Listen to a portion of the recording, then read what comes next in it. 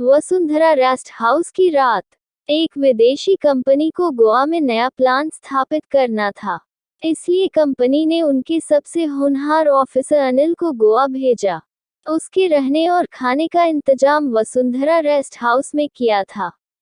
एक लंबे सफर के बाद रवि रात को 11 बजे वसुंधरा रेस्ट हाउस पहुंचा और फ्रेश होने के बाद जब वह खाना खाने के लिए मेज पर आया तब 11:15 बज रहे थे।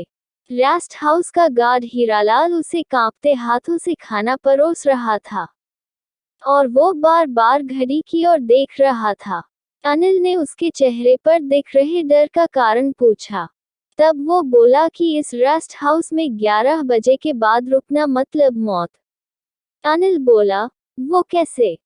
फिर हीरालाल बोला, यहाँ पर रात के 12 बजे के बाद प्रेत आत्माएं घूमती है।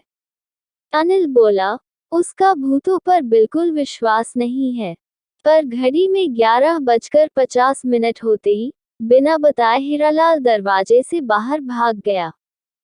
रवि उसको भागता देख के ठहाके मारकर हंसने लगा। उसने आराम से खाना खत्म किया और सोने से पहले नहाने और ब्रश करने बाथरूम में गया। वह बाथरूम में ब्रश कर ही रहा था कि उसे अचानक बहुत ठंड महसूस हुई।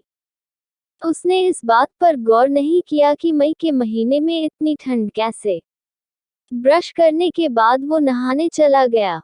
शावर लेते वक्त उसे ऐसा लगा कि बाथरूम में और भी कोई है, पर इस बात को उसने अपना वहम माना और नहाने लगा। तभी अचानक कमरे की लाइट चली गई और नहाते नहाते अनिल किसी से टकरा के बाथरूम में ही गिर पड़ा। चोट लगने पर वो जोर से चिल्लाया, पर उसकी दर्द भरी आवाज सुनकर भी हीरालाल अंदर नहीं आया। अनिल नहाकर अंधेरे में ही गिरते पड़ते बाथरूम से बाहर निकला। तब तक लाइट आ चुकी थी। उसको हीरालाल पर बहुत गुस्सा आ रहा था, क्योंकि उसकी आवाज सुनकर भी उसे देखने नहीं आया। वो टॉवल लपेटकर बाहर आया और दूर से ही देखा तो हीरालाल आंख बंद करके बैठा था। अनिल ने उसे बुरा भला सुनाया और सुबह काम से निकलवाने की धमकी दी, पर हीरालाल ने कोई जवाब नहीं दिया।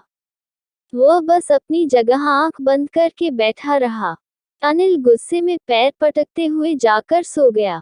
अगली सुबह जब अनिल की आंख बहुत शोर शराबे में खुली, आवाजें सुनकर वह कमरे से बाहर निकला। अनिल को दिखा कि उसके ऑफिस के लोग और पुलिस घर में घूम रहे हैं। हीरालाल वही दरवाजे के पास खड़ा था। अनिल ने उससे जाकर पूछा, ये सब लोग यहाँ क्या कर रहे हैं और ये पुलिस क्यों आई है? पर इस बार भी हीरालाल ने कोई जवाब नहीं दिया। फिर अनिल को स्ट्रेचर लेकर 2 वार्ड बॉय बाथरूम में जाते दिखे। रवि भी उनके पीछे पीछे गया।